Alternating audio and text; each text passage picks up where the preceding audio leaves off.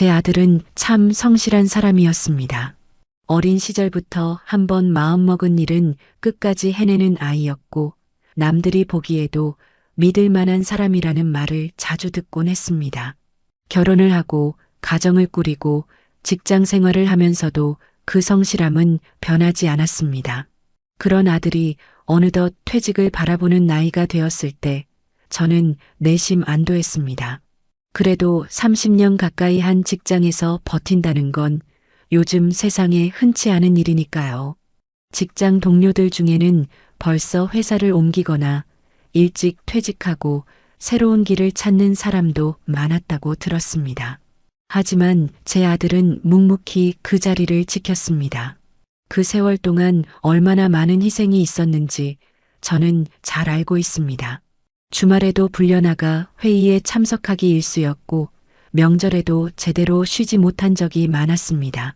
눈에 띄는 성과가 있더라도 윗사람에게 양보하며 묵묵히 자기 자리를 지키던 사람이 제 아들이었습니다.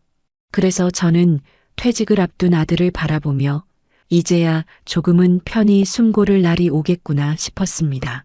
퇴직 소식을 전해 들었을 때 제 마음은 참 복잡했습니다.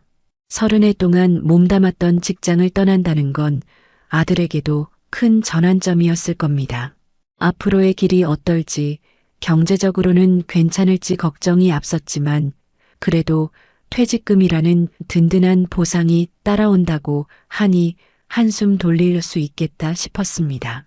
엄마, 이제 나도 좀 쉬면서 하고 싶은 거 해볼 거야.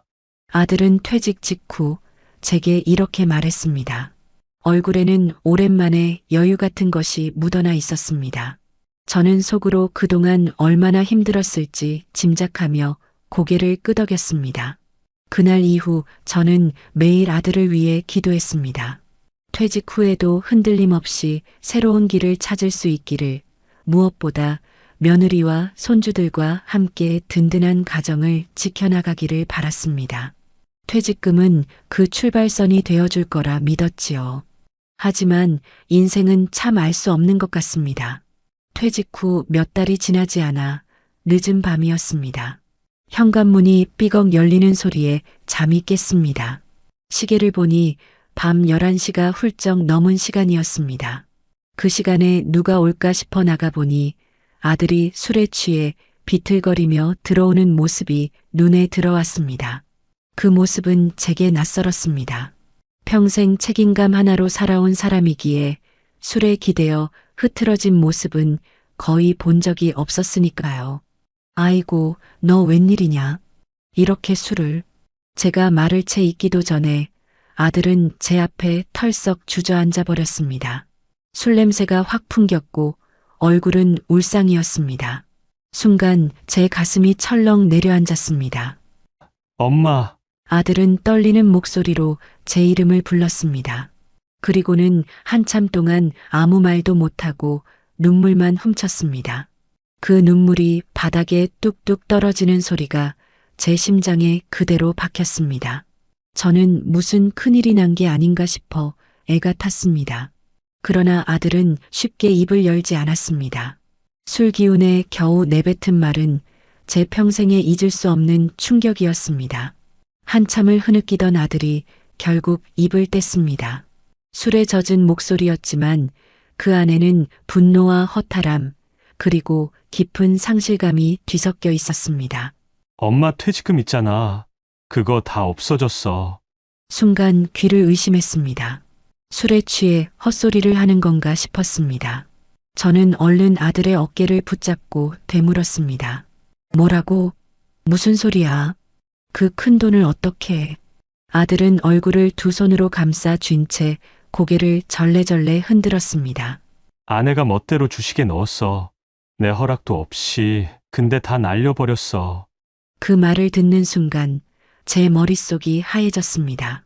방금 전까지 방 안 가득 풍기던 술 냄새도 아들의 흐느낌도 그 모든 것이 사라지고 오직 한 가지 생각만이 머릿속을 울렸습니다. 30년 동안 모은 돈을 마치 땅이 꺼져내리는 듯한 기분이었습니다. 눈앞이 빙글 돌고 온몸에 힘이 빠져나갔습니다. 아들은 거칠게 한숨을 내쉬며 말을 이어갔습니다. 엄마, 내가 얼마나 고생했는지 아시잖아. 그 돈만큼은 지키고 싶었는데 어떻게 내 동의도 없이. 저는 아무 말도 할 수 없었습니다. 아들을 나무라기도 며느리를 원망하기도 그 순간엔 모든 말이 허공으로 흩어져 버렸습니다. 가슴 속에서는 수많은 감정이 솟구쳤지만 입술은 굳어버린 듯 움직이지 않았습니다. 아들은 계속 술잔을 기울였습니다. 손이 떨려 술이 흘러내려도 아랑곳하지 않았습니다. 눈빛은 이미 무너져 내린 성벽 같았고 어깨는 그동안 짊어졌던 세월의 무게에 더해 절망까지 더 씌워져 무겁게 내려앉아 있었습니다. 저는 겨우 손을 뻗어 아들의 잔을 막으며 말했습니다. 그만 마셔라. 몸 다 상한다. 하지만 아들은 잔을 놓지 않았습니다. 그날 밤 그는 그렇게 울며 술에 몸을 맡겼습니다. 저는 그 곁에서 등을 토닥이며 아무 소리도 내지 못한 채 새벽을 맞이했습니다. 창문 너머로 희미하게 동이 틀 무렵 아들은 결국 지쳐 잠이 들었습니다. 얼굴은 붉게 달아올라 있었고 눈가는 부은 채로 젖어 있었습니다. 저는 그 얼굴을 보며 마음속 깊이 다짐했습니다. 무슨 일이 있어도 아들만은 지켜야겠다. 며느리가 무슨 짓을 했든 이 아이가 무너지게 둘 수는 없다. 그날 아침 저는 잠도 제대로 못 잤지만 아들이 깨어날 때까지 옆을 지켰습니다. 그러나 해가 중천에 떠 있을 즈음 아들은 아무 일도 없었던 듯 다시 집으로 돌아갔습니다. 현관문이 닫히는 소리를 듣는 순간 제 안에 쌓여있던 걱정은 더 커졌습니다. 이제부터는 매일매일이 불안이었습니다. 혹시 아들이 잘못된 선택을 하진 않을까? 부부 사이가 돌이킬 수 없게 되진 않을까? 밤마다 뒤척이며 이런저런 생각에 잠을 이루지 못했습니다. 그날 밤 이후 저는 늘 불안했습니다. 아들은 집으로 돌아갔지만 제 마음은 도무지 편해지지 않았습니다. 밤마다 뒤척이며 혹시라도 아들이 극단적인 생각을 하는 건 아닐까, 며느리와의 갈등이 더 깊어지는 건 아닐까 걱정이 꼬리를 물었습니다. 며칠은 그렇게 불안 속에 흘러갔고 몇 달이 지났습니다. 저는 여전히 잠을 제대로 이루지 못했고 작은 발소리에도 놀라 일어날 만큼 신경이 곤두서 있었습니다. 그 와중에도 며느리는 소식이 없었습니다. 평소와 다름없이 아들과 함께 살고 있다는 건 알았지만 직접 찾아오거나 전화를 걸어오는 일은 없었습니다. 그러던 어느 날 뜻밖의 일이 벌어졌습니다. 오후 햇살이 거실 창으로 길게 드리워질 무렵이었습니다. 현관 초인종이 울려 문을 열어보니 며느리가 활짝 웃는 얼굴로 서 있었습니다. 어머니, 안녕하세요. 그녀는 마치 오래전부터 준비한 듯 밝은 목소리로 인사를 건넸습니다. 순간 저는 당황했습니다. 평소에는 무심하다 못해 시댁일에 손끝 하나 까딱하지 않던 사람이었는데 오늘은 태도가 전혀 달랐습니다. 웬일이냐 갑자기. 제가 의아한 얼굴로 묻자 며느리는 태연하게 웃으며 신발을 벗고 들어섰습니다. 그리고는 아무렇지 않게 거실 청소를 시작했습니다. 먼지를 털고 걸레질을 하고 심지어 부엌 싱크대까지 정리하는 모습에 저는 말문이 막혔습니다. 몇 년 동안 단 한 번도 이런 모습을 본 적이 없었기 때문입니다. 어머니, 제가 밥도 할게요. 오늘 저녁은 제가 준비할게요. 그녀는 환하게 웃으며 냄비를 꺼내 들었습니다. 저는 멍하니 그 모습을 바라봤습니다. 평생을 함께 살아온 며느리가 아닌 전혀 모르는 다른 사람이 제 집안을 분주히 돌아다니는 듯한 기분이었습니다. 그날 저녁 식탁 위에는 며느리가 정성껏 차렸다는 반찬이 놓였습니다. 김치찌개, 나물무침, 생선구이. 평소 제가 해주던 것과 크게 다르지 않았지만 며느리 손에서 나온 음식이라는 점에서 낯설었습니다. 어머니, 드셔보세요. 제가 맛있게 했는지 모르겠네요. 그녀는 환한 미소를 지으며 권했습니다. 저는 젓가락을 들었지만 마음은 편치 않았습니다. 어쩐지 모든 게 부자연스러웠습니다. 갑자기 이렇게 달라진 태도 뒤에 무엇이 있을까 속으로 의심이 일었습니다. 그리고 제 불길한 예감은 이내 현실이 되었습니다. 식사가 채 끝나기도 전에 며느리가 숟가락을 내려놓으며 말을 꺼냈습니다. 어머니, 사실 제가 요즘 좀 급한 일이 있어서요. 혹시 돈을 조금만 빌려주실 수 있을까요? 그 말이 떨어지는 순간 제 손에 들린 젓가락이 덜컥 내려앉을 뻔했습니다. 식탁 위 공기는 단숨에 무거워졌습니다. 방금 전까지 환하게 웃으며 음식을 권하던 며느리의 말은 제 가슴을 철렁 내려앉게 만들었습니다. 돈을 좀 빌려달라니? 제 입에서는 저도 모르게 중얼거림이 흘러나왔습니다. 며느리는 조금도 머뭇거리지 않았습니다. 마치 오래전부터 준비한 말인 듯 차분하고 자연스럽게 이어갔습니다. 사실 제가 지금 급하게 써야 할 돈이 있는데 어머니께 부탁드리면 도와주실 수 있을 것 같아서요. 금방 갚을게요. 그 말이 제 귀에 들어오자 가슴 속에서 오래된 의심이 스멀스멀 피어올랐습니다. 며느리가 정말 몰라서 이러는 걸까? 아들이 술에 취해 털어놓은 그 끔찍한 사실, 퇴직금이 사라졌다는 이야기를 정말 모르고 있는 걸까? 아니면 알고도 모른 척 태연하게 이렇게 말하고 있는 걸까? 저는 순간 심장이 두근거리며 손끝이 떨렸습니다. 차갑게 말해야겠다고 다짐했습니다. 안 된다. 저는 단호하게 잘라 말했습니다. 내게 그런 돈은 없다. 그리고 앞으로도 그런 부탁은 하지 마라. 제 목소리는 의도치 않게 날카로워졌습니다. 순간 며느리의 얼굴이 굳었습니다. 방금 전까지 웃음을 머금고 있던 입술이 곧바로 일직선으로 굳어지고 눈빛은 싸늘하게 식었습니다. 어머니, 제가 괜히 부탁드린 게 아니에요. 사정이 있어서 그러는 건데 그녀는 애써 침착한 척했지만 그 말투에는 억지로 눌러 담은 불만이 묻어나 있었습니다. 저는 한치도 물러서지 않았습니다. 사정이야 누구에게나 있지. 하지만 난 너희에게 돈을 줄 수 없어. 그만해라. 그 순간 며느리의 태도는 눈에 띄게 달라졌습니다. 목소리가 점점 커지고 표정은 날카롭게 일그러졌습니다. 그래요? 역시 기대한 내가 바보였네요. 저도 시댁 도움 같은 건 필요 없어요. 앞으로 절대 안 받을 테니까 그렇게 아세요? 그녀는 말끝을 내리치듯 던지며 숟가락을 탁 내던졌습니다. 식탁 위에 놓인 그릇들이 덜컥거렸고 국물 한 방울이 튀어 제 손등에 떨어졌습니다. 저는 그 순간 두려움과 분노가 동시에 치밀었습니다. 하지만 억지로 숨을 고르며 아무 대꾸도 하지 않았습니다. 며느리는 자리에서 벌떡 일어나더니 의자를 거칠게 밀쳐내고 현관 쪽으로 향했습니다. 쾅, 문 닫히는 소리가 거실에 울려 퍼졌습니다. 남겨진 건 어수선한 식탁과 얼어붙은 제 마음뿐이었습니다. 문이 쾅 닫히고 난 뒤 집안은 한동안 정적에 잠겼습니다. 식탁 위에는 며느리가 던지고 간 숟가락이 빗둘게 놓여 있었고 국물은 아직도 식탁보 위를 타고 흘러내리고 있었습니다. 저는 젓가락을 손에 쥔 채 그대로 굳어 있었습니다. 대체 무슨 배짱으로 저렇게 뻔뻔하게 돈 이야기를 꺼낼 수 있단 말인가.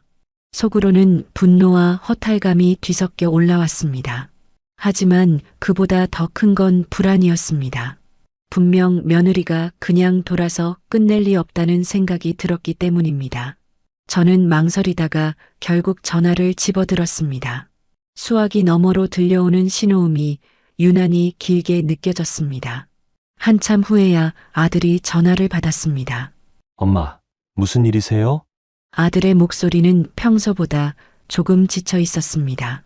저는 잠시 말을 고르다가 조심스럽게 입을 열었습니다. 얘야, 내 아내가 아까 우리 집에 왔다. 집안일도 하고 저녁도 차리고 그러더니 갑자기 돈을 빌려달라고 하더구나. 전화기 너머로 한동안 정적이 흘렀습니다. 그 침묵 속에서 아들의 깊은 한숨 소리가 들려왔습니다. 엄마, 제발 절대 돈 빌려주지 마세요. 아들의 목소리는 단호했습니다. 순간 제 가슴이 철렁 내려앉았습니다.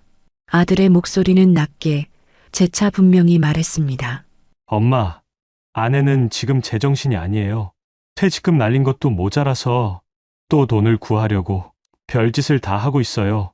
그 돈 어디에 쓸지도 알 수 없습니다. 제발 어떤 일이 있어도 절대 도와주지 마세요. 저는 순간 아무 말도 할 수 없었습니다. 아들의 목소리에는 분노와 체념, 그리고 두려움이 동시에 담겨 있었습니다. 엄마, 혹시 또 찾아가면 바로 저한테 말씀해 주세요. 엄마 혼자 감당하려 하지 마세요. 제발 부탁드려요. 그 간절한 말이 제 가슴을 세차게 때렸습니다. 저는 떨리는 목소리로 대답했습니다. 그래, 알겠다. 너 걱정하지 마라. 내가 절대 돈은 안 준다. 전화를 끊고 나서도 한동안 수화기를 손에 쥔 채 멍하니 앉아 있었습니다. 아들의 단호한 목소리가 귓가에서 계속 맴돌았습니다. 그날 밤 아들은 집으로 돌아가자마자 며느리를 불러 세웠습니다. 오늘 엄마 집에 갔다 왔어? 그의 목소리에는 분노와 피로가 섞여 있었습니다. 거실에 앉아 있던 며느리는 잠시 머뭇거리더니 아무렇지 않은 듯 고개를 끄덕였습니다. 응, 다녀왔어. 왜? 아들은 손으로 머리를 감싸주며 깊은 한숨을 내쉬었습니다. 내가 대체 제정신이야? 어떻게 엄마한테 가서 돈 얘기를 할 수 있어? 우리가 지금 어떤 상황인지는 알기나 해? 그제야 며느리의 표정이 굳어졌습니다. 내가 뭐 잘못했어? 그냥 급한 일이 있어서 도움을 좀 청한 것뿐이야. 부모님이시면 도와주실 수도 있는 거잖아. 도와주실 수도 있는 거라고? 너 정말 아직도 상황이 안 보이냐? 아들의 목소리가 점점 높아졌습니다. 내가 내 퇴직금을 멋대로 주식에 넣고 다 날려버렸잖아. 그걸로 끝이 아니고 이제는 엄마한테까지 돈을 달라 해? 내가 도대체 무슨 생각으로 그러는 건데? 며느리도 물러서지 않았습니다. 나만 잘못한 거야? 그때 나 혼자 결정한 거야? 나도 우리 집 살림 좀 보태보려고 한 거였어. 잘 되면 우리 다 같이 편해질 줄 알았다고. 그런데 왜 나한테만 뭐라 그래? 아들의 얼굴은 점점 붉어졌습니다. 그게 변명이 돼. 내 허락도 없이 내 피땀 흘려번 돈을 내 멋대로 건드려 놓고 이제는 엄마한테까지 가서 돈을 구걸했다고? 넌 진짜 제정신이 아니야. 구걸? 지금 그게 할 말이야? 내가 그렇게까지 해야 할 만큼 상황이 급했으니까 그런 거잖아. 당신은 아무것도 몰라. 며느리는 목소리를 높이며 손으로 식탁을 내리쳤습니다. 순간 집안 공기가 싸늘하게 얼어붙었습니다. 아들은 두 손을 꽉 움켜쥔 채 한참 동안 말을 잇지 못했습니다. 그리고는 낮게 그러나 분명히 말했습니다. 앞으로 다시는 엄마한테 돈 얘기 꺼내지 마. 그건 선을 넘는 거야. 만약 또 그런 일이 있으면 나도 가만히 있지 않을 거다. 그 말에 며느리는 입술을 깨물며 눈을 치켜떴습니다. 서로의 시선이 부딪히는 순간 부부 사이에 쌓여있던 불신과 분노가 한꺼번에 터져 나온 듯 했습니다. 다음 날 아침이었습니다. 창밖으로 햇살이 환하게 쏟아지고 있었지만 제 마음은 여전히 무거웠습니다. 며느리가 집을 떠나던 그 순간의 싸늘한 눈빛과 쾅 닫히던 현관문 소리가 귓가에 맴돌아 밤새 잠을 이루지 못했기 때문입니다. 그런데 오전 무렵 현관 초인종이 울렸습니다. 문을 열어보니 아들이 서 있었습니다. 얼굴은 잔뜩 지쳐 보였고 눈가에는 밤새 고민한 흔적이 역력했습니다. 엄마, 잠깐 들어가도 돼요? 아들은 낮은 목소리로 말하며 집 안으로 들어왔습니다. 거실에 앉자마자 아들은 손을 무릎 위에 꼭 모은 채 한동안 침묵했습니다. 마치 무거운 말을 꺼낼 준비를 하고 있는 듯 했습니다. 저는 차를 내오며 조심스레 물었습니다. 무슨 일 있니?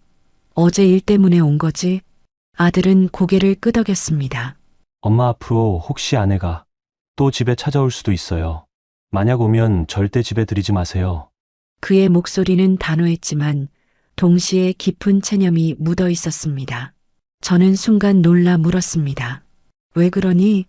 그래도 내 아내인데 집에 와서 문 앞에 서 있으면 그냥 돌려보내라는 거야? 아들은 제 눈을 똑바로 바라보며 고개를 끄덕였습니다. 네. 엄마 절대로 드리지 마세요. 그리고 혹시 뭐라고 사정을 하더라도, 어떤 핑계를 대더라도 절대 돈은 빌려주시면 안 돼요. 엄마한테까지 손을 벌리려고 하는 건 이제 선을 완전히 넘은 거예요. 그의 말은 짧았지만 무게감이 있었습니다. 저는 한참 동안 가만히 아들의 얼굴을 바라봤습니다. 그 얼굴에는 피곤함과 분노, 그리고 깊은 상처가 동시에 서려 있었습니다. 30년 동안 묵묵히 직장을 지켜온 아들이었는데, 이제는 한순간에 모든 걸 잃고 가정의 평화마저 흔들리고 있었습니다. 저는 조심스럽게 아들의 손등을 잡으며 말했습니다. 걱정하지 마라.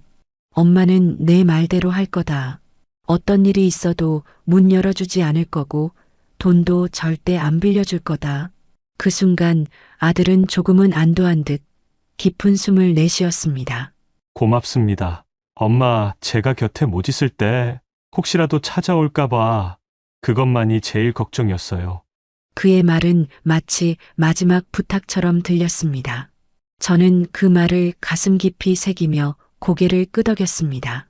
며칠이 흘렀습니다. 아들이 다녀간 이후 저는 아들의 당부가 머릿속에서 떠나지 않았습니다. 절대 집에 들이지 말 것, 돈도 절대 빌려주지 말 것. 그 말이 귓가에 계속 맴돌아 혹여라도 초인종이 울리면 가슴부터 덜컥 내려앉곤 했습니다. 그러던 어느 날 오후 전화벨이 울렸습니다. 발신자를 확인해 보니 며느리였습니다. 순간 망설임이 밀려왔습니다. 전화를 받아야 할지 그냥 두어야 할지. 그러나 계속 울리는 전화벨에 결국 수화기를 들고 말았습니다. 어머니, 잘 지내시죠? 수화기 너머로 들려오는 며느리의 목소리는 밝았습니다. 그러나 그 밝음이 오히려 더 낯설게 느껴졌습니다. 왜 전화했니? 저는 최대한 담담하게 물었습니다. 잠시 뜸을 들이던 며느리가 곧장 본론을 꺼냈습니다. 어머니, 요즘 주식 시장이 엄청 좋아요. 지금 들어가면 몇 배로 불릴 수 있는 종목이 있어요. 제가 확실한데 알아봤거든요. 그 순간 저는 숨이 막히는 듯 했습니다. 아직도 그 이야기를 하고 있다는 게 믿기지 않았습니다. 내가 또 그런 소리를 하니? 내 남편 퇴직금도 그렇게 날려버렸잖아. 제 목소리는 떨렸습니다. 그러나 며느리는 조금도 물러서지 않았습니다. 오히려 더 강하게 밀어붙였습니다. 어머니, 그건 그때 상황이 안 좋아서 그런 거예요. 이번엔 진짜예요. 제가 추천하는 대로만 하면 어머니도 돈 벌 수 있어요. 그냥 작은 돈이라도 넣어보세요. 무조건 수익 납니다. 저는 차갑게 대답했습니다. 안 한다. 다시는 그런 말 꺼내지 마라. 그러자 며느리의 톤이 달라졌습니다. 처음엔 다정하게 들렸던 목소리가 점점 딱딱해지고 강압적으로 바뀌었습니다. 어머니, 이건 제가 권유하는 게 아니에요. 거의 확정된 기회라니까요. 그냥 제 말 믿고 하세요. 지금 아니면 늦습니다. 그 말투는 권유가 아니라 거의 명령에 가까웠습니다. 저는 손에 쥔 수화기를 더 꼭 움켜쥐며 단호히 말했습니다. 내가 분명히 말한다. 난 그런 거 안 한다. 다시는 이런 얘기 하지 마라. 또 그러면 2번 다시 내 전화도 받지 않겠다. 잠시 정적이 흘렀습니다. 수화기 너머에서 며느리가 가볍게 웃는 소리가 들려왔습니다. 하지만 그 웃음은 예의 바른 웃음이 아니라 비웃음에 가까웠습니다. 어머니, 그렇게 고집 부리시면 나중에 후회하실지도 몰라요. 그녀는 마지막으로 그렇게 말하곤 전화를 끊어버렸습니다. 남겨진 건 싸늘한 침묵뿐이었습니다. 저는 수화기를 내려놓으며 손끝이 떨리는 걸 느꼈습니다. 며느리가 단순히 실수로 퇴직금을 날린 게 아니라는 확신이 점점 강해졌습니다. 며느리와의 통화가 끝난 뒤 저는 한동안 멍하니 자리에 앉아 있었습니다. 수화기를 내려놓았지만 손끝은 여전히 떨리고 있었고 가슴은 답답하게 조여왔습니다. 며느리의 마지막 말이 귓가를 맴돌았습니다. 어머니, 후회하실지도 몰라요. 그 비웃음 섞인 말투가 잊히지 않았습니다. 저는 결국 참지 못하고 전화를 들었습니다. 아들에게 이 사실을 알리지 않으면 안 된다는 생각뿐이었습니다. 신호음이 길게 울리더니 아들의 목소리가 들려왔습니다. 엄마, 무슨 일이세요? 저는 조심스레 말을 꺼냈습니다. 얘야, 내 아내가 아까 내게 전화를 했다. 갑자기 주식에 투자하라고 하더구나. 꼭 해야 한다면서 강제로라도 권유를 하더라. 순간 수화기 너머에서 아무 소리도 들리지 않았습니다. 한동안 침묵이 이어졌고 그 정적 속에서 아들의 숨소리가 거칠게 섞여 들어왔습니다. 그리고 곧 분노에 찬 목소리가 터져 나왔습니다. 뭐라고요? 또 주식 얘기를 했다고요? 엄마한테까지? 그의 목소리는 떨렸고 분노를 억누르려 애쓰는 게 느껴졌습니다. 내 퇴직금도 그걸로 다 날려놓고 이제는 내게까지 그 소리를 하니 제가 덧붙이자 아들은 더 크게 분노했습니다. 정말 제정신이 아니에요. 엄마한테까지 손을 뻗다니. 이건 도저히 참을 수가 없습니다. 어떻게 이렇게 뻔뻔할 수가 있죠? 그의 목소리는 점점 높아졌습니다. 수화기 너머로 들려오는 분노가 제 가슴까지 덮쳐왔습니다. 엄마, 제발 그 얘기 다시는 들어주지 마세요. 아내가 뭐라고 해도 그냥 바로 끊어버리세요. 제가 오늘 집에 가서 확실히 따져야겠습니다. 저는 떨리는 목소리로 대답했습니다. 알았다, 얘야. 엄마는 절대 그런 얘기 안 듣는다. 걱정하지 마라. 하지만 전화를 끊고 나서도 제 마음은 무겁기만 했습니다. 이제 아들과 며느리 사이가 또다시 큰 싸움으로 번질 것이 뻔했기 때문입니다. 그날 저녁 아들은 집에 들어서자마자 신발도 채 벗기 전에 거실로 향했습니다. 얼굴은 이미 분노로 붉게 달아올라 있었고 발걸음에는 서두름이 묻어 있었습니다. 소파에 앉아있던 며느리는 휴대전화를 들여다보다가 고개를 들었습니다. 왔어? 평소와 다름없는 태연한 인사였지만 아들의 귀에는 그 목소리가 차갑게만 들렸습니다. 아들은 숨을 고를 틈도 없이 곧장 따져 물었습니다. 너 오늘 엄마한테 전화했지? 며느리는 순간 움찔했지만 곧 아무렇지 않은 듯 대답했습니다. 응. 했어. 그냥 안부도 여쭙고. 얘기 좀 나눴는데 왜 그래? 아들은 주먹을 꽉 쥔 채 목소리를 높였습니다. 안부 얘기, 그게 다야? 엄마한테까지 주식 투자하라고 강요했다면서? 순간 며느리의 얼굴이 굳어졌습니다. 그러나 곧 억울하다는 듯한 표정으로 반박했습니다. 강요라니? 난 그냥 좋은 기회가 있어서 알려드린 거야. 이번엔 확실하다니까. 어머니도 돈 좀 불려보시면 좋잖아. 그 말을 들은 아들은 더 이상 참지 못했습니다. 확실해? 내가 확실하다고 해서 내가 퇴직금 30년치를 다 날린 거잖아. 그걸로도 부족해서 이제는 우리 엄마한테까지 손을 대. 내가 정말 제정신이야? 목소리는 떨렸고 그 안에는 배신감이 깊이 배어 있었습니다. 며느리는 고개를 치켜들며 한 발짝도 물러서지 않았습니다. 왜 그렇게까지 말해? 나도 우리 가족을 위해서 한 일이야. 잘 되면 다 같이 편해질 거라고 생각했어. 그리고 어머니께도 도움이 될 수 있을 거라 생각했지.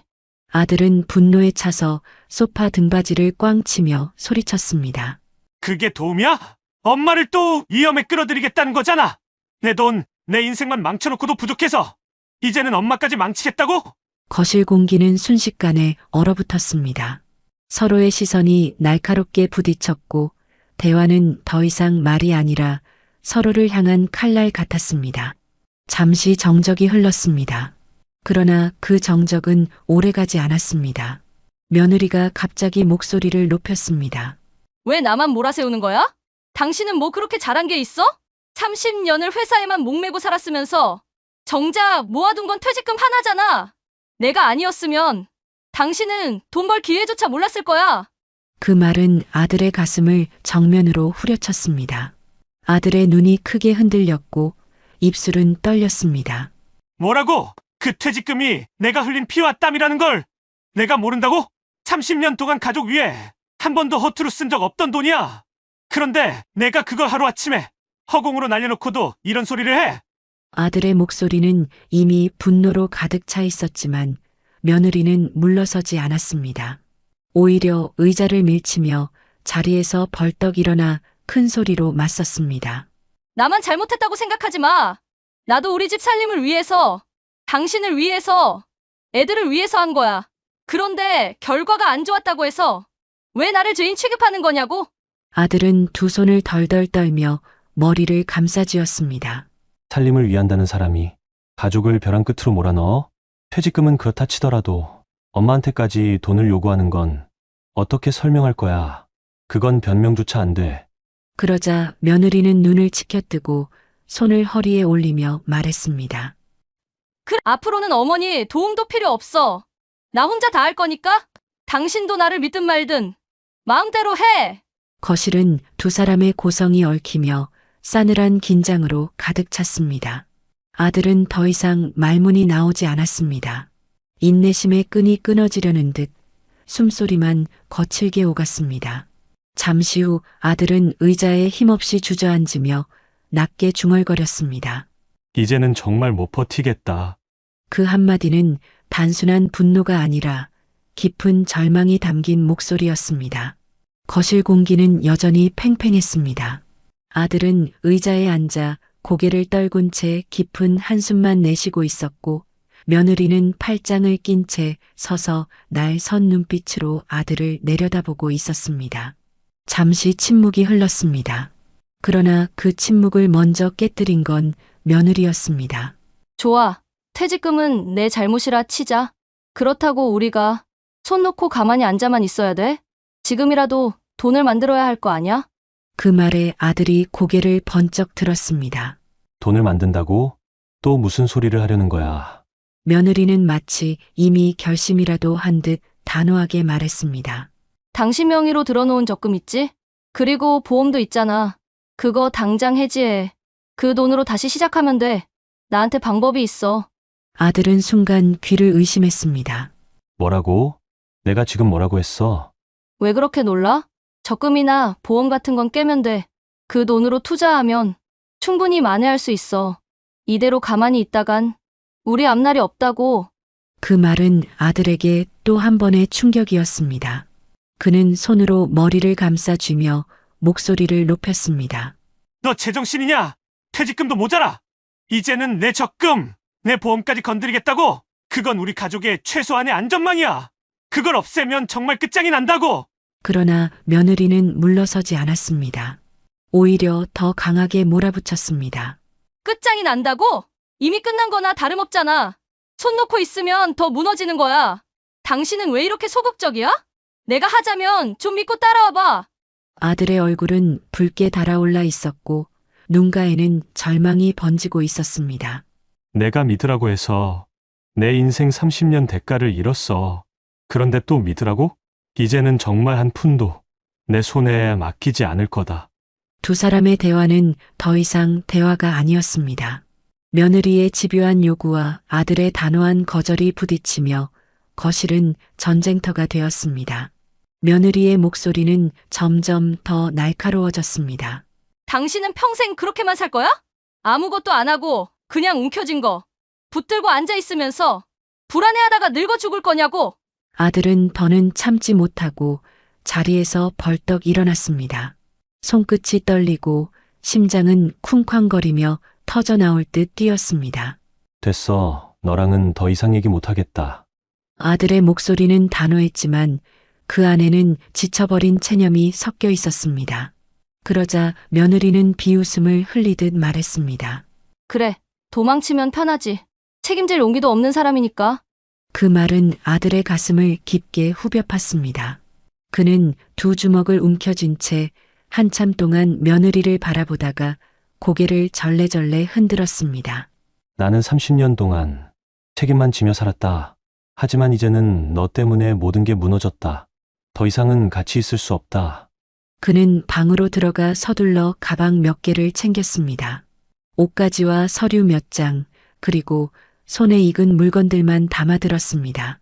며느리는 팔짱을 낀 채 그 모습을 바라보며 차갑게 말했습니다. 나가면 다시 돌아오기 힘들 거 알지? 지금이라도 생각 바꿔. 적금 깨면 다 해결된다니까. 아들은 멈추지 않았습니다. 현관 앞에 서서 마지막으로 말했습니다.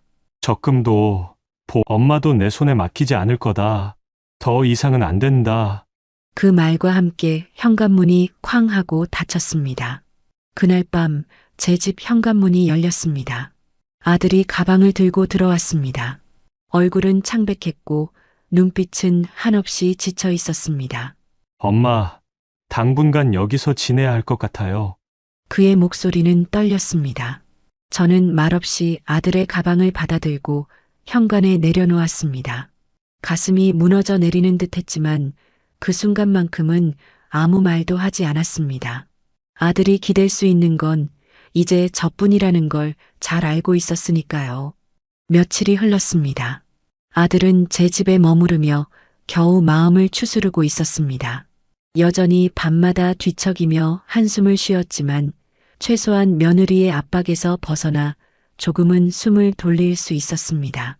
그러던 어느 날 저녁 무렵이었습니다. 현관 초인종이 울렸습니다. 띵동. 저와 아들은 동시에 고개를 들었습니다. 서로의 눈빛이 잠시 마주쳤습니다. 아들은 직감적으로 누군지 알 수 있다는 듯 표정이 굳어졌습니다. 문을 열어보니 며느리가 서 있었습니다. 얼굴은 잔뜩 수척해져 있었고 눈가는 벌겋게 부어 있었습니다. 평소의 당당함은 찾아볼 수 없었습니다. 어머니, 저 좀 들어가도 될까요? 그녀는 작은 목소리로 말했습니다. 아들은 문 앞에 나와 멀뚱히 서서 며느리를 바라봤습니다. 눈빛은 여전히 차가웠습니다. 여기까지 무슨 일로 온 거야? 아들의 목소리는 날카로웠습니다. 그러자 며느리는 눈물을 글썽이며 고개를 숙였습니다. 잘못했어. 정말 잘못했어. 다시는 그런 짓 안 할게. 주식 같은 건 이제 2번 다시 손도 안 댈 거야. 제발 한 번만 용서해줘. 그녀의 말은 간절했지만 아들은 쉽게 대답하지 않았습니다. 두 손을 주머니에 넣은 채 묵묵히 그녀를 바라보기만 했습니다. 당신, 내가 얼마나 후회하는지 알아? 당신, 퇴직금 날리고도 정신 못 차린 거 인정해. 근데 이제라도 깨달았어. 내가 잘못했어. 진심이야. 며느리는 현관 앞 바닥에 무릎을 꿇었습니다. 두 손을 가지런히 모은 채 눈물을 떨구며 애원했습니다. 당신 없으면 나도 살 수 없어. 다시는 돈 욕심 안 낼게. 그러니까 한 번만 기회를 줘. 저는 그 모습을 바라보며 복잡한 심정이 들었습니다. 며느리의 눈물에 마음이 약해질 뻔했지만 아들의 상처받은 얼굴을 떠올리자 쉽게 말할 수 없었습니다. 아들은 한참 동안 며느리의 모습을 지켜보다가 낮게 그러나 단호하게 말했습니다. 말은 누구나 할 수 있어. 하지만 난 더 이상 내 말을 믿기 힘들다. 행동으로 보여주거나 그리고 시간이 지나도 변하지 않는 걸 확인하기 전까지는 아무것도 용서할 수 없어. 그 말에 며느리는 흐느끼며 고개를 숙였습니다. 현관 앞 공기는 숨이 막히도록 무거웠습니다. 현관 앞 바닥에 무릎을 꿇은 며느리는 한동안 일어나지 않았습니다. 두 손을 모은 채 울먹이며 같은 말을 반복했습니다. 다시는 안 그럴게요. 제발 이번 한 번만. 그 모습은 참으로 처연했습니다. 아들은 차갑게 굳은 얼굴로 그녀를 내려다보고 있었지만 오래 버티지는 못했습니다. 오랫동안 함께 살아온 사람이었고 또 한때는 믿고 의지했던 아내였으니 말입니다. 옆에서 지켜보던 저도 느낄 수 있었습니다. 아들의 두 눈이 여전히 분노로 흔들리면서도 그 안에 남은 정이 미세하게 움직이고 있다는 것을요. 아들은 결국 깊은 한숨을 내쉬었습니다. 일어나라 사람들 보는 데서. 이게 뭐 하는 짓이냐? 그러자 며느리는 눈물을 훔치며 고개를 들었습니다. 정말 믿어줘. 다시는 주식 얘기 꺼내지도 않을 거야. 아들은 잠시 눈을 감고 있다가 힘겹게 고개를 끄덕였습니다. 좋아하지만 이번이 마지막이다. 더 이상 나나 엄마를 흔들면 그땐 진짜 끝이다. 그 말에 며느리는 안도의 눈물을 흘리며 고개를 연신 끄덕였습니다. 알았어. 고마워. 그날 밤 아들은 결국 가방을 들고 제 집을 나섰습니다. 현관 앞에서 저를 바라보며 조심스레 말했습니다. 엄마, 죄송해요. 저도 알아요. 이렇게 쉽게 마음을 주면 안 된다는 걸. 그런데 아내가 저렇게 무릎 꿇고 비는데 차마 한 번만 더 믿어보려고요. 저는 대꾸하지 못했습니다. 그저 무겁게 가라앉은 마음으로 아들의 뒷모습을 바라볼 뿐이었습니다. 아들은 다시 집으로 향했습니다. 그 발걸음은 무겁고 주저했지만 결국 그는 며느리 곁으로 돌아갔습니다. 아들이 집으로 돌아간 첫날 밤, 집안은 오랜만에 조용했습니다. 며느리는 일부러라도 온화한 태도를 보이려는 듯 부드럽게 말했고 저녁상도 정성껏 차렸습니다. 당신 좋아하는 된장찌개 끓였어. 오늘은 그냥 편히 먹고 쉬자. 아들은 무심한 얼굴로 숟가락을 들었지만 깊은 속내까지는 감추지 못했습니다. 음식 맛을 느끼는지조차 모를 정도로 무거운 마음을 안고 앉아 있었지만 적어도 그 순간만큼은 큰 소동은 없었습니다. 며칠 동안은 의외로 평온했습니다. 며느리는 일부러 집안일에도 부지런한 모습을 보였고 아들에게 웃으며 다정한 말을 건네기도 했습니다. 당신 힘들었지? 내가 더 잘할게. 이제부터는 다르게 살자.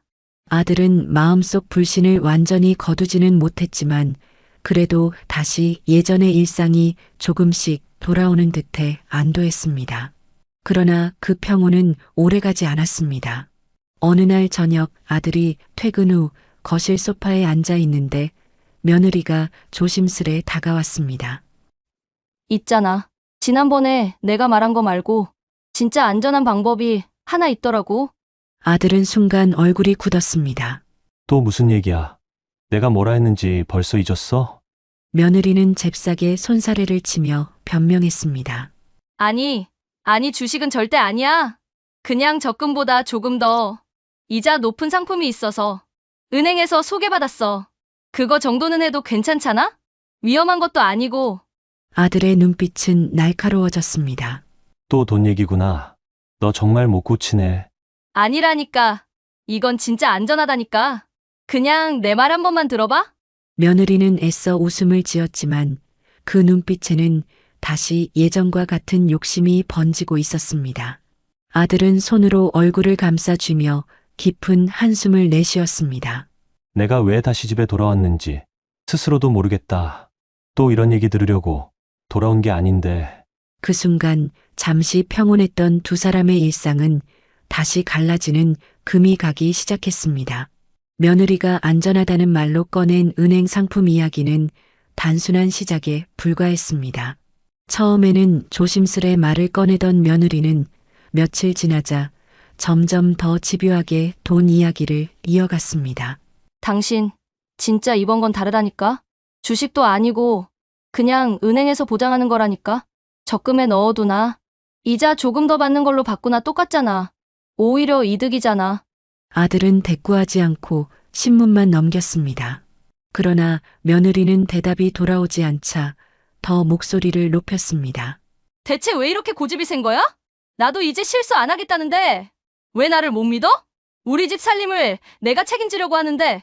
왜 자꾸 맡기만 해? 아들은 신문을 내려놓으며 며느리를 똑바로 바라봤습니다. 믿어달라고? 내가 무너뜨린 게 뭔지, 내가 깨뜨린 게 뭔지 정말 몰라서 그러는 거야? 내 퇴직금도, 우리 사이의 믿음도 다 내 손에 날아갔다. 그런데 또 돈 얘기를 꺼내면서 날 믿으라고? 그의 목소리는 점점 떨려왔습니다. 분노가 아니라 깊은 피로와 절망에서 오는 떨림이었습니다. 그러나 며느리는 물러서지 않았습니다. 내가 잘못한 건 인정했잖아. 하지만 이렇게 계속 움켜쥐고만 있으면 뭐가 달라져? 우리도 변해야 해? 가만히 있으면 아무것도 얻을 수 없다고. 아들은 자리에서 벌떡 일어나 두 손으로 머리를 감싸쥐었습니다. 제발 그만해라. 나는 이제 더는 돈 얘기 듣고 싶지 않다. 엄마한테까지 가서 창피했던 것도 모자라서 이제 또 이렇게 날 몰아세우는 거냐? 그 말에 며느리의 눈빛이 날카롭게 바뀌었습니다. 창피해. 지금 상황이 창피할 게 뭐가 있어? 오히려 이렇게 손 놓고 아무것도 안 하는 당신이 더 창피해. 내가 아니었으면 당신은 아무 기회도 못 잡았을 거야. 아들은 그제야 더 이상 말이 통하지 않는다는 걸 깨달았습니다. 그의 눈빛에는 분노보다도 깊은 체념이 스며들어 있었습니다. 내가 뭘 말하든 나는 이제 못 믿겠다.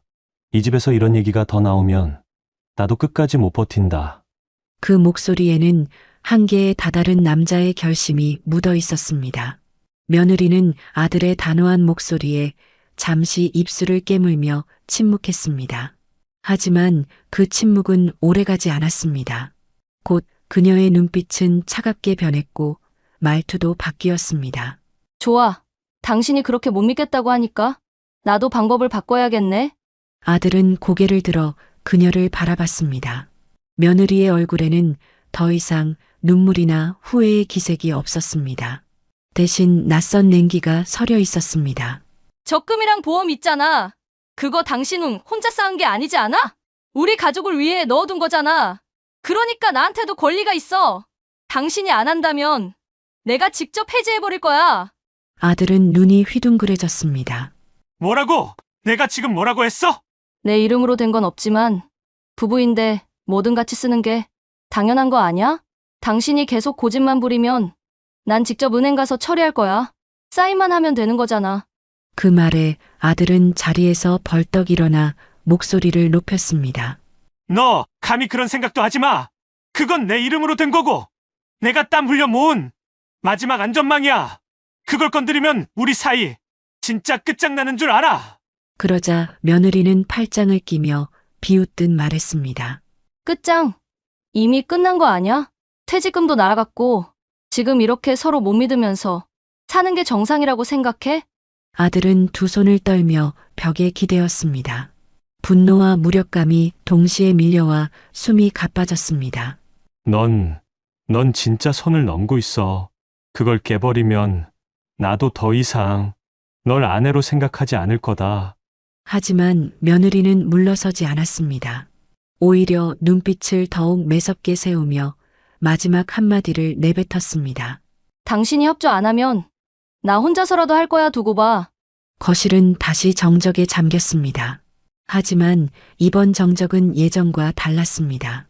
곧 폭발할 화약고 위에 서 있는 듯 긴장과 위협으로 가득한 침묵이었습니다. 그날 밤 아들은 방 안에 들어가 한참을 앉아 있었습니다. 거실에서 들려오는 며느리의 발소리와 문 닫는 소리는 더 이상 귀에 들어오지 않았습니다. 머릿속에는 단 하나의 생각만 맴돌았습니다. 이대로는 안 되겠다. 이 사람과는 더 이상 함께 살 수 없다. 30년 동안 일하며 모은 퇴직금이 하루아침에 사라졌을 때도 충격이 컸지만 그보다 더 큰 건 아내의 태도였습니다. 미안함은커녕 계속해서 새로운 핑계로 돈을 요구하고 심지어 어머니에게까지 손을 뻗은 사실이 아들의 가슴을 가장 깊게 찔렀습니다. 아들은 깊은 한숨을 내쉬며 작은 가방에 옷가지 몇 벌을 다시 챙겼습니다. 서랍 안에 넣어두었던 서류 봉투도 꺼냈습니다. 은행 관련 서류, 보험 증서, 적금 통장. 혹시라도 며느리가 손을 뻗을까 두려워 모든 걸 지키고자 했습니다. 새벽녘 현관문이 살짝 열리는 소리에 며느리가 눈을 떴습니다. 당신 또 어디가? 도망가려고? 그녀는 눈을 부릅뜨고 물었습니다. 아들은 짐을 움켜쥔 채 차갑게 대답했습니다. 도망이 아니라 더는 너와는 못 살겠다는 거다. 내가 적금이니 보험이니 건드린다는 말하는 순간 이미 끝났어. 며느리는 당황한 듯 목소리를 높였습니다. 그럼 나랑 이혼이라도 하겠다는 거야? 그렇게 쉽게 끝낼 수 있다고 생각해? 아들은 고개를 돌려 그녀를 똑바로 바라봤습니다. 그래, 이혼이든 뭐든 상관없다. 내가 한 짓은 단순한 실수가 아니야. 횡령이고 배신이고 협박이다. 이제는 법적으로라도 따져야 할 것 같다. 그 말에 며느리의 얼굴은 창백해졌습니다. 뭐라고? 당신이 날 고소라도 하겠다는 거야? 아들은 짐을 메고 현관문을 나서며 마지막으로 말했습니다. 엄마 집에 가 있을 거다. 그리고 곧 변호사도 만나볼 거다. 내가 무슨 짓을 했는지 끝까지 책임지게 할 거야. 문이 닫히는 소리가 집안을 울렸습니다. 남겨진 건 텅 빈 거실과 어둠 속에서 굳어버린 며느리의 얼굴뿐이었습니다. 새벽녘 우리 집 현관문이 또다시 열렸습니다. 낯익은 발소리에 가슴이 철렁 내려앉아 달려나가 보니 아들이 짐을 들고 서 있었습니다. 얼굴은 잿빛이었고 눈 밑에는 깊은 그늘이 드리워져 있었습니다. 얘야, 또 무슨 일이 있니? 제 목소리는 떨렸습니다. 아들은 힘없이 웃으며 신발을 벗고 들어왔습니다. 엄마, 결국 또 왔어요. 이제는 정말 끝난 것 같아요. 거실에 앉자 아들은 천천히 가방을 내려놓고 손에 쥔 서류들을 꺼내 테이블 위에 올려놓았습니다. 은행 서류, 보험 증서, 적금 통장. 그의 손길은 떨리고 있었지만 결심이 묻어 있었습니다. 아내가 결국 제 적금하고 보험까지 해지하겠다고 협박했습니다. 퇴직금도 모자라. 이제는 마지막 남은 것까지 빼앗으려 합니다. 그의 목소리는 낮았지만 그 안에는 깊은 분노가 담겨 있었습니다. 저는 한동안 아무 말도 하지 못했습니다. 겨우 입을 열었지만 목소리는 차분히 떨렸습니다. 얘야, 그건 단순한 부부싸움이 아니다. 내 말대로라면 그건 이미 죄다. 아들은 고개를 끄덕였습니다. 네, 저도 알아요. 이제는 감정 문제가 아니라 법의 문제라는 걸 더는 참을 수 없습니다. 저를 무너뜨린 것도 모자라 엄마까지 끌어들이고 이제는 반드시 책임을 물어야 합니다. 그 말에 저는 조심스럽게 아들의 손을 잡았습니다. 그래, 잘 생각했다. 엄마도 그날 며느리한테 돈 빌려달라는 말 들었을 때부터 느꼈다. 이 아이는 더는 가정을 지킬 마음이 없는 것 같다고. 내가 결정한 거라면 엄마도 끝까지 함께할 거다. 아들은 눈가가 젖어들며 고개를 끄덕였습니다. 엄마, 죄송합니다. 이렇게까지 오게 한 게 다 제 불찰 같아서요. 하지만 이제라도 끊어내야겠습니다. 내일 바로 변호사 만나러 갈 겁니다. 거실에는 묵직한 침묵이 흘렀습니다. 하지만 이번 침묵은 예전의 무력한 침묵과는 달랐습니다. 오랜 고통 끝에 내린 단단한 결심의 침묵이었습니다. 다음 날 아침 아들은 이른 시간에 집을 나섰습니다. 손에는 두툼한 서류 봉투가 들려 있었습니다. 퇴직금이 입금되었던 내역서, 해약된 적금과 보험 관련 서류, 그리고 며느리와 주고받은 문자 기록까지 모두 챙겨서였습니다. 저는 창문 너머로 그의 뒷모습을 바라보며 마음속으로 기도했습니다. 부디 이번엔 흔들리지 말고 끝까지 버텨라. 아들은 변호사 사무실을 찾아갔습니다. 변호사는 서류를 꼼꼼히 살펴보더니 고개를 끄덕였습니다. 남편 몰래 퇴직금을 주식에 투자하고 전액 손실을 본 것도 문제지만 이후에 적금과 보험 해지까지 강요했다면 이는 단순한 부부 다툼이 아닙니다. 충분히 횡령과 강요, 협박으로 법적 절차를 밟을 수 있습니다. 그 말에 아들은 깊은 숨을 내쉬었습니다. 마음속에 억눌려 있던 분노와 억울함이 조금은 풀리는 듯 했지만 동시에 큰 결심을 해야 한다는 무게가 느껴졌습니다. 며칠 뒤 결국 며느리에게 법적 통보가 전달되었습니다. 내용 증명 봉투가 집 앞으로 도착한 순간 그녀는 처음에는 믿기지 않는다는 듯한 얼굴로 서류를 뜯어보았습니다. 이게 뭐야? 고소? 손끝이 떨리며 목소리가 갈라졌습니다. 그날 저녁 며느리는 아들에게 전화를 걸어 거칠게 소리쳤습니다. 당신 어떻게 이럴 수 있어? 내가 한 게 다 그렇게 죄라는 거야?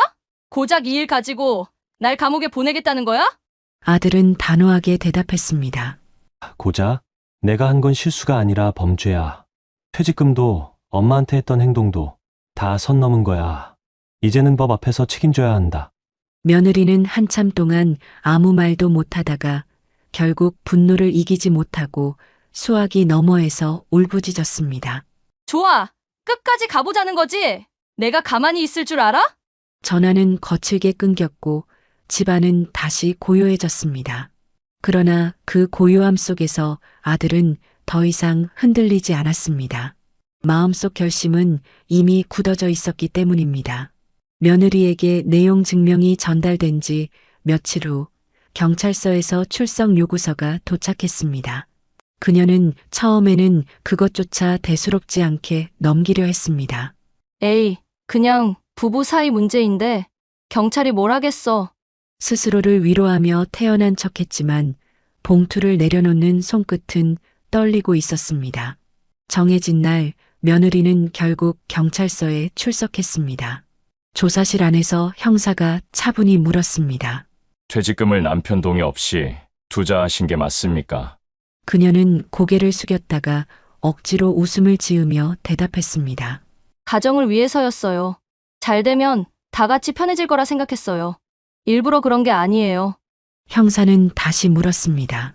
남편의 명의로 된 적금과 보험까지 해지하겠다고 협박하신 것도 사실입니까? 순간 며느리의 얼굴이 굳어졌습니다. 더 이상 변명할 여지가 없었습니다.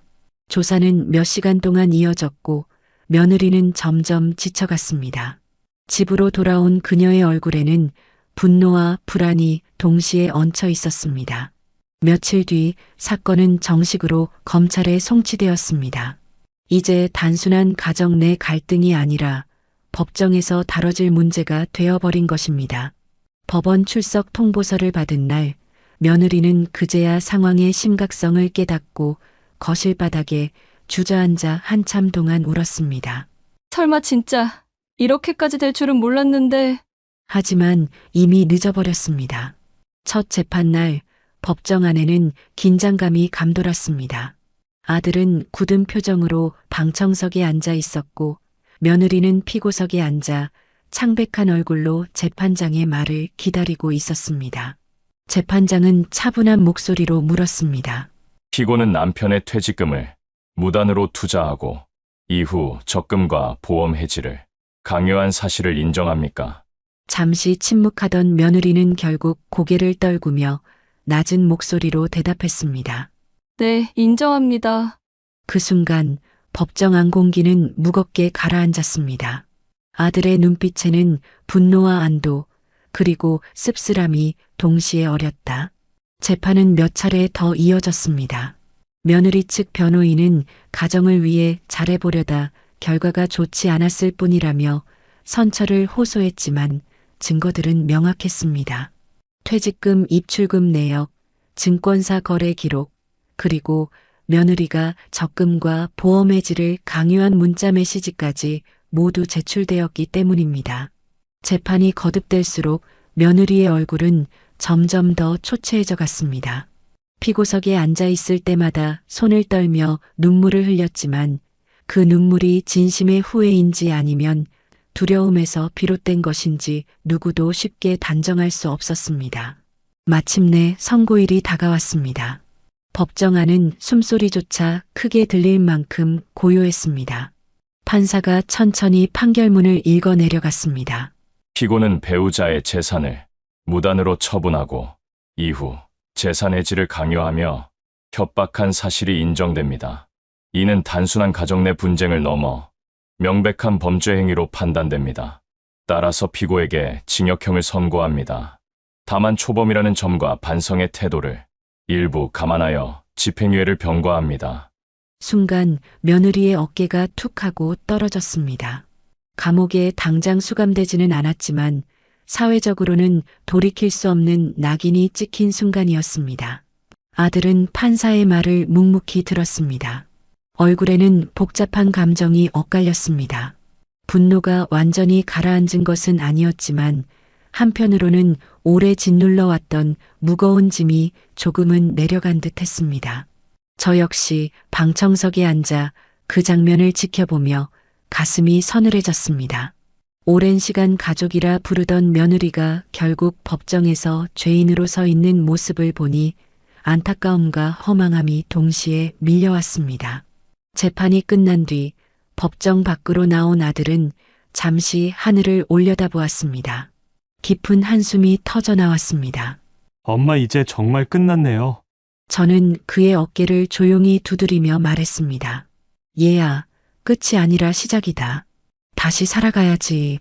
너는 아직 젊고 다시 일어설 힘이 있다. 이번 일은 아픈 상처로 남겠지만 교훈이 될 거다. 아들은 눈가가 붉어지며 고개를 끄덕였습니다. 재판이 끝난 뒤 며느리는 집으로 돌아오지 않았습니다. 집행유예라는 판결 덕분에 감옥에 바로 들어가진 않았지만 그녀의 자리는 이미 가정 안에서 사라진 것이나 다름없었습니다.